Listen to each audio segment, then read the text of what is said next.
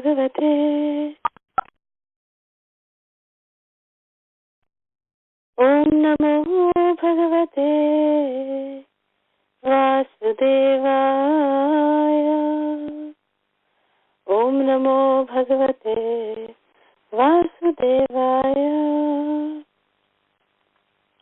Narayanam Namaskrityam Naram Chaiva Narottamam Devim Saraswatim Vyasam Tato Jayamudiraye. Nashtaprayeshu bhadreshu Nityam Bhagavata Sevaya. Bhagavati Uttama Shloke Bhaktir Bhavati Naishtiki. Krishnaya Vasudevaya Devaki Nandanaya Cha Nandagopakumaraya Govindaya Namo Namaha. Nama Pankajanabhaya Namaha Pankajamaline Nama Pankajanetraya Namaste Pankajangraye. Hare Krishna Krishna Krishna Hare Hare Hare Rama Rama Rama Hare Hare. Reading from Srimad Bhagavad Gita as it is, chapter 2, entitled Contents of the Gita Summarized. Reading from text 11. Shri Bhagavan Vacha Ashochanan Vashochastvam Prajnavadamscha Bhashase Gatasuna Gatasumscha Nanushochanti Panditaha. Translation and purport by His Divine Grace A.C. Bhaktivedanta Swami Srila Prabhupada. The Supreme Personality of Godhead said, while speaking learned words, you are mourning for what is not worthy of grief. Those who are wise lament neither for the living nor for the dead. Om Jnanatimidantasya Jnananjana Shalakaya Chakshurunmalitam Yena Tasmai Shri Gurave Namaha. Namam Vishnu Padaya Krishna Prishtaya Bhutale Srimati Radhanath Swaminiti Namine. Namam Vishnu Padaya Krishna Prishtaya Bhutale.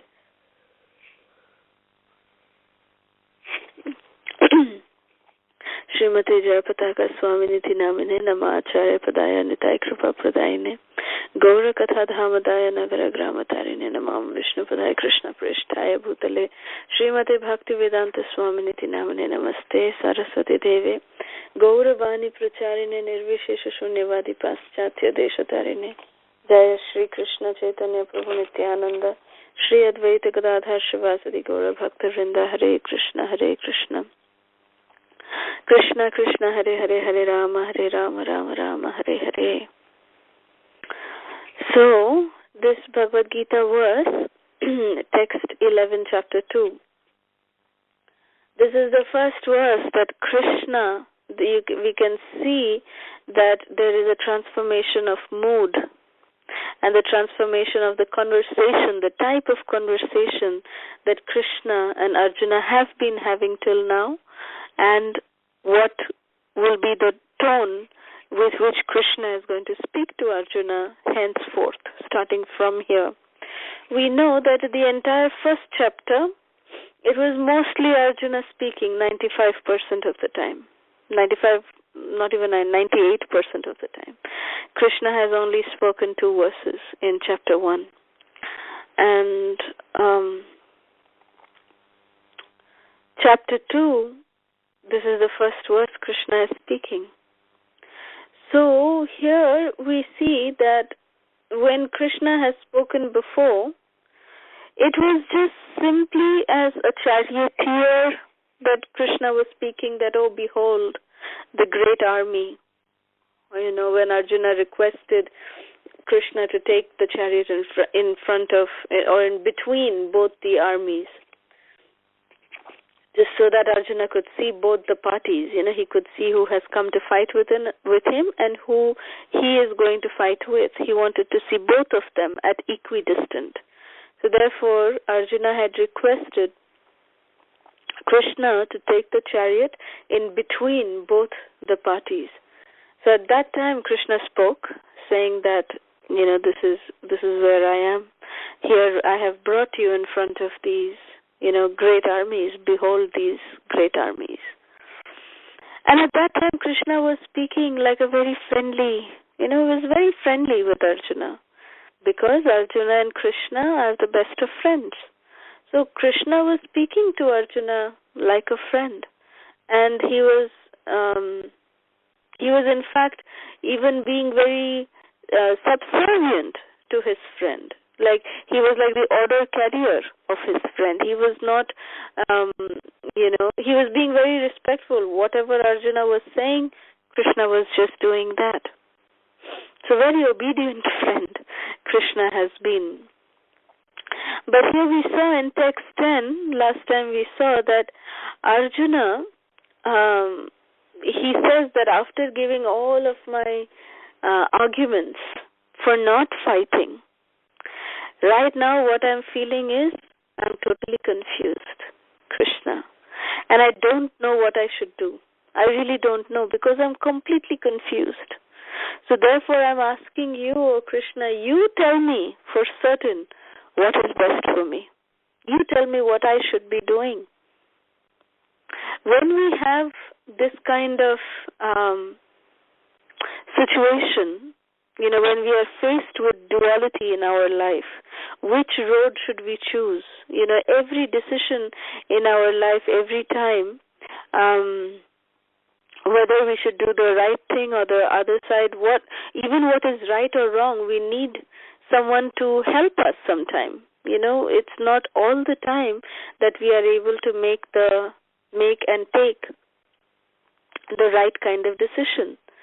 So at that time in our life, we really need someone whom we can have faith in, who will not take advantage of our situation, but will be able to guide us without judging us. So that can be, a person who is very, very near and dear to us,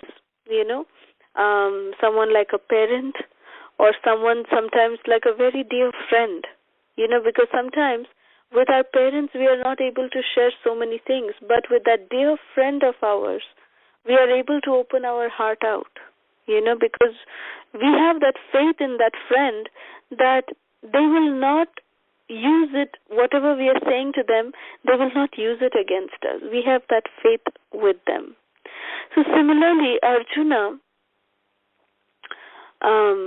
he knew very, very well that the only person who could resolve all this doubt that is coming in Arjuna's mind, the only person who can really help Arjuna in this kind of situation is one and only person is Krishna. So Arjuna very, very intelligently, he sought shelter of Krishna. He completely surrendered to Krishna.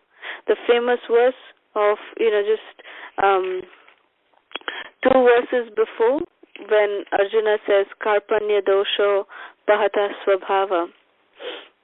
Actually 3 verses before, Karpanya dosho pahata svabhava. He says that, I am completely just confused about what my duty should be.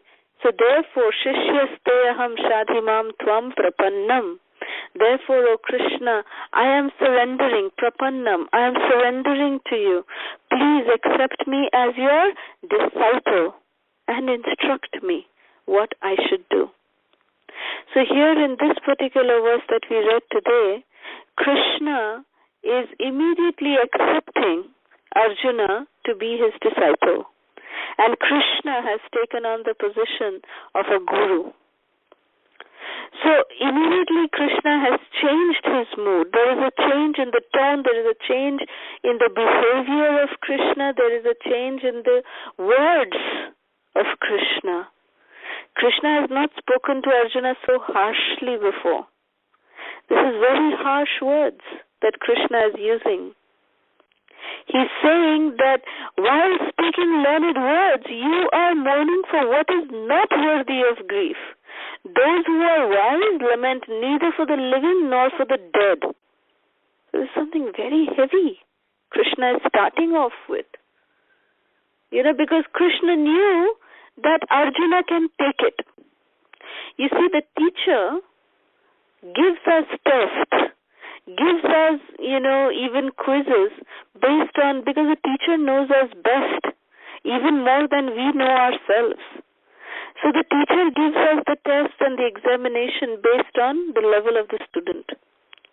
Especially when there is class interaction going on. Of course, examination paper and nowadays it is all same for all the students. But in previous days, if we see the Gurukul system, each student would be given different levels of examination based on the level that they are in. They would have to pass that level of examination.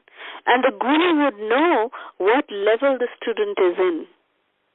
So therefore, the Guru would sometimes chastise the disciple if he knows that the disciple will be able to take it or not. You see, sometimes Srila Prabhupada, we know that there was many occasions that Srila Prabhupada used to very, very heavily chastise his Srila Prabhupada used to heavily chastise his own disciples. And one time when being asked, Srila Prabhupada said that the reason why I chastise some of my disciples, it is actually my love that I chastise them. Because I know, I have that faith in them that they love me so much that even if I chastise them, that they won't leave me and go away. So I don't chastise everybody. I cannot chastise everybody. But those who are near to me, those who are very dear to me, who I know will not leave me, whatever I do to them. And if they need to be corrected, then I will chastise them. So it is a sign of my love. But if I know that a very new person has come and he is doing something wrong, then I will chastise them in a very loving way, that they will not even feel that I am chastising them. So there was one disciple of Srila Prabhupada, his name is Shrutakirti Prabhu, and he used to be one of the personal servants of Srila Prabhupada, and all of his pastimes, if we hear the memories of Srila Prabhupada as narrated by his grace Shrutakirti Prabhu, 99% of them is all about him receiving chastisement from Srila Prabhupada. That's all. So we know what a great personality Shrutakirti Prabhu is, that he is able to take that chastisement, and till today he is sincere follower of Srila Prabhupada. So till today he has not left Srila Prabhupada. So that is the glory of a disciple. That is the glory that the Guru knows, that who will be able to take a chastisement and understand the mood of the Guru. Because even when the Guru is chastising, it actually shows the love of the spiritual master. It shows the care of the spiritual master. So similarly, although Krishna is using such harsh words to Arjuna, basically in the purport, Srila Prabhupada says that Krishna is calling Arjuna to be a fool. F-O-O-L, fool. He's saying those who are wise lament neither for the living nor for the dead. That means Arjuna, he has been lamenting that, oh, my relatives will die, oh, this will happen, oh, that will happen. So Krishna is directly telling Arjuna that, my dear Arjuna, you are nothing but a fool. You are not wise at all. You are lamenting for something that is not worthy of lamenting. So this is what Krishna is trying to, teach by the first instruction that he is giving Arjuna. It's very, very strong. It's very, very, immediately, like to bring, because when a person is under a shock, they need to be given electric current sometimes to get them out of that shock. So Krishna also saw that Arjuna's condition was something like this, that Arjuna was so much in deep attachment of his family members that he was not even able, his Gandiva was slipping from his shoulder. At one point, this Gandiva slipping from his shoulder, there's a very interesting pastime that happened, later on in the Mahabharat, battle. What had happened is one time,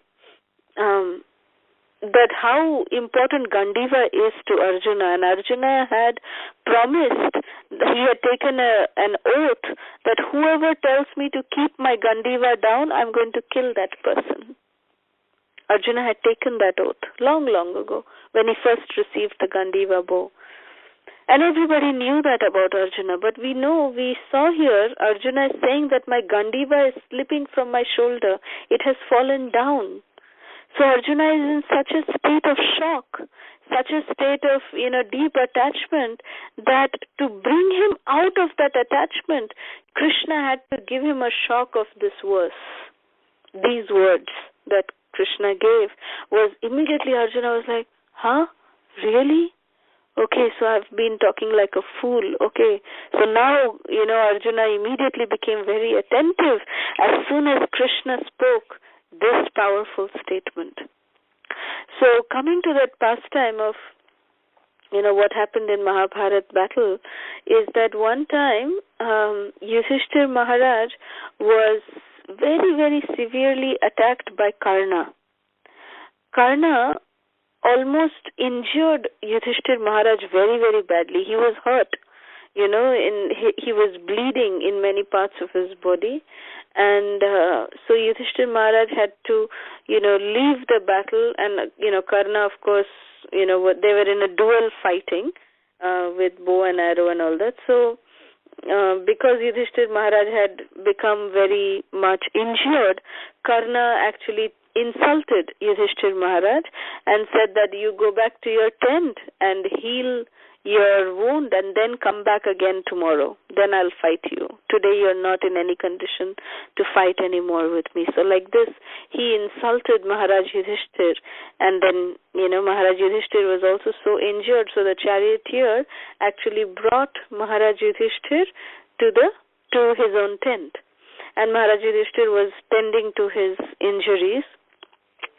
And Arjuna, who was on the battlefield, he heard that Maharaj Yudhishthir was injured like this while fighting with Karna.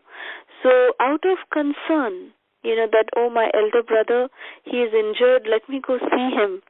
So he told Krishna immediately that, Kanha, take my chariot, let's go to see Maharaj Yudhishthir, how he is doing. So Maharaj Yudhishthir, he found out, there was an announcement made that Arjuna is coming to see Maharaj Yudhishthir. So as soon as Maharaj Yudhishthir heard this, he was so happy. He said that, Arjuna has actually killed Karna, and now he has defended my integrity. The insult that Karna hurled at me, Arjuna has defended that. He has taken revenge on Karna, and now he's coming to give me the good news. So Yudhishthir Maharaj was waiting with that mood that Arjuna has defended him and come to meet with him.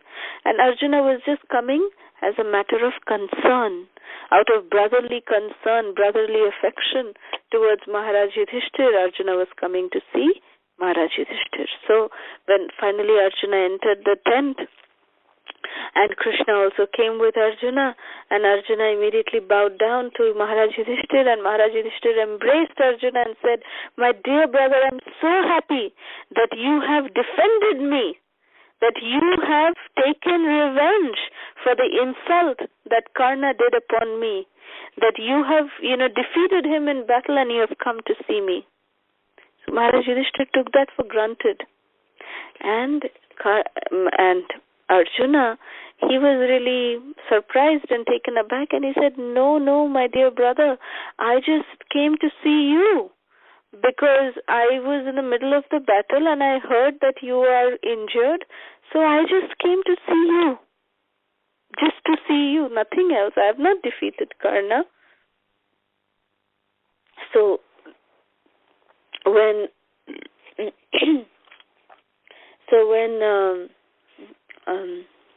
Maharaj Yudhishthira, when he heard this, he got extremely angry at Arjuna, and he pushed Arjuna away, and he sat down and he said, oh, you have just come here to show me your brotherly affection. So, there's no need for that. You go back to the battlefield. And in fact, what is the use of you going back to the battlefield? It's better you also stay here. No, forget the battle, forget all fighting. You all this big bow you keep carrying around in your shoulder, this Gandiva, you get rid of it. You just throw this Gandiva away. Forget it. You didn't defend me. You couldn't even do that. So like this, Maharaj Yudhishthira was very angry, and he was shouting at Arjuna, and he said, throw your Gandiva away. As soon as, Arjuna heard that throw your Gandiva away, Arjuna started crying. And Arjuna said, Krishna, Arjuna took Krishna on the side and said, Krishna, what am I supposed to do now? What am I supposed to do? That, this is what has happened. This elder brother of mine, he is telling me to give up my Gandiva bow. How can I do this? And I have taken an oath that whoever tells me to give up my Gandiva, I'm going to kill him. Now, how am I supposed to kill him? He is my own brother. How can I kill him? And what will happen to my oath if I don't kill him? Then no one will trust me. So then Krishna, he has a solution to all problems. So Krishna smiled and he said that, my dear Partha, that there is two ways to kill a person. One is to physically kill him, and one is to insult him in such a way that he will die, mentally. Like by just abusing him, by just, insulting him with abusive words, you can kill a person also. You can kill their dignity. So that is what you have to do to Maharaj Yudhishthira, because you can't physically kill him. So go and tell him abusive words. Then, it will be taken care of. So then Arjuna was very hesitant, but Arjuna went and started telling Yudhishthira Maharaj that you call yourself our elder brother, but what did you do to us? When Duryodhana invited you for this gambling match, you not only put Indraprastha on stake, you even staked all 5 of us. All 4 of us. You staked all of us also. And what are we? We are not your property. We are your brothers. But you still staked all of us. And then not only all of us, you staked your wife, Draupadi. What kind of a person are you? You call yourself Dharmaraj. You're not even following any kind of dharma. This, that, so many things, Arjuna said to Maharaj Yudhishthira. So then Maharaj Yudhishthira, he was sitting and he heard all of this. And when he heard all of this, he just immediately came and embraced Arjuna. Because Arjuna was crying and he was saying all of this. Because he couldn't really say all of this, to his elder brother. He was hurting to say all this to his elder brother. And he couldn't tolerate it anymore and he was crying, but he had to, fulfill his vow, fulfill his oath. Therefore, he had to speak like this. So Yudhishthira Maharaj immediately understood his mistake, and he came and embraced Arjuna. And when he came and embraced Arjuna, he said, he immediately fell at his, elder brother's lotus feet, and he said that, my dear brother, I have really offended you a lot. You are my elder brother. What I have said, that, you have acted against your, dharma, you have not, protected us, it's all not true. We are, brothers are, yours to be used in any way you seem fit. It's okay that you have staked us. Please don't feel bad. I had to just say these words, and then immediately Yudhishthira stopped Arjuna and said that, I know, my dear brother, why you said like this. It's okay. Because I told you to lay down your Gandiva, that's why you had to kill me with your words. So that is perfectly fine. And then Arjuna again, told Krishna that, Krishna, I can't live with this. I feel like dying myself. How could I have spoken in such a harsh way to my own brother? So please, Krishna, help me. So then Krishna again smiled, and Krishna said, now what you can do, Arjuna, to kill yourself, start glorifying yourself. Glorify yourself. As soon as you glorify yourself, it is as good as killing yourself. So then Arjuna felt very satisfied, and he immediately started glorifying himself, that, see, what a great warrior I am. I am the one who is actually the most powerful in this entire Pandava brothers. I was the one who actually was able to win the hand of Draupadi. It was me who did this. I am the invincible archer. And then when we went into the forest, I actually went to Indraloka, and I got all the celestial weapons. I got the Pashupatastra from Mahadev.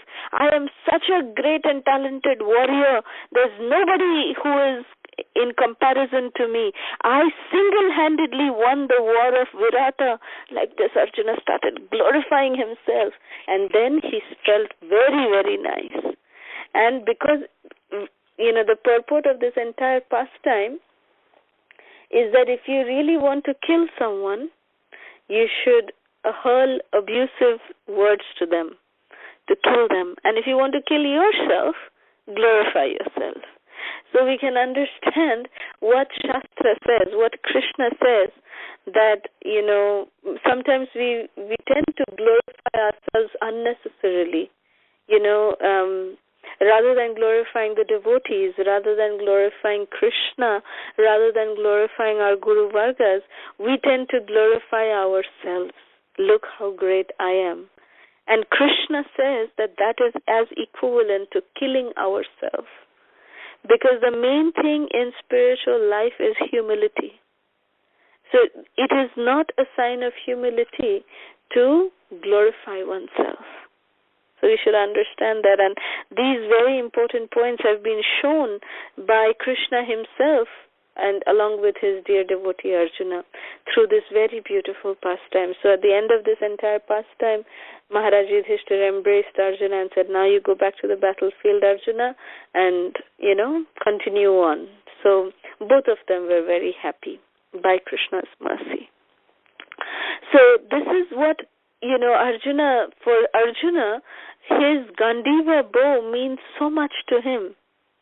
Now he had already made his Gandiva bow fall down. It was fallen on the ground, and so therefore to bring Arjuna to a level in which he can listen to the words of Krishna, Krishna spoke in this manner: Ashocyanan Vashochastvam, that you are mourning for what is not worthy of grief, my dear friend Arjuna. So I'll end with one very important lesson that we have through this verse, that our first teaching, when we start to learn language, or when we learn any language for that matter, or when we start our studies also, what is the first letter that we learn, be it in any language?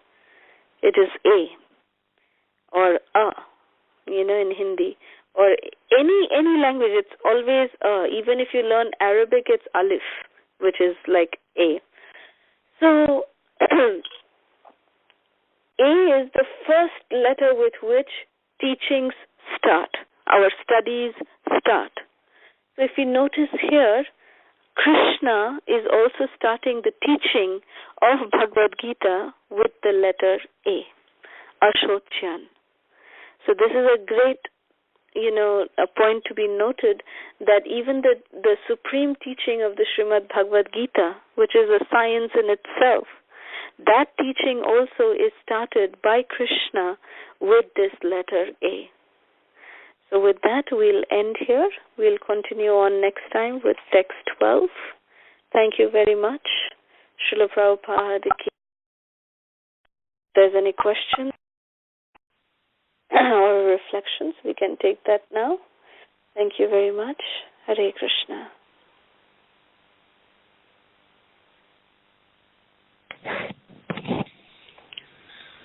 Hare Krishna, Mataji. Thank you so much for the beautiful class. I just love all the points which you mentioned about the dualities. I'm always in dualities whenever I have to make any decision. And I'm like, I wish someone could make it for me. So I could totally relate to it. And thank you so much for explaining it so well. And the point where you mentioned that by glorifying ourselves, we kill ourselves, and by disrespecting others, we kill them. So it was like a very strong point. Thank you so much, Mataji. Thank you. Yeah, indeed, it's a very strong point. Thank you.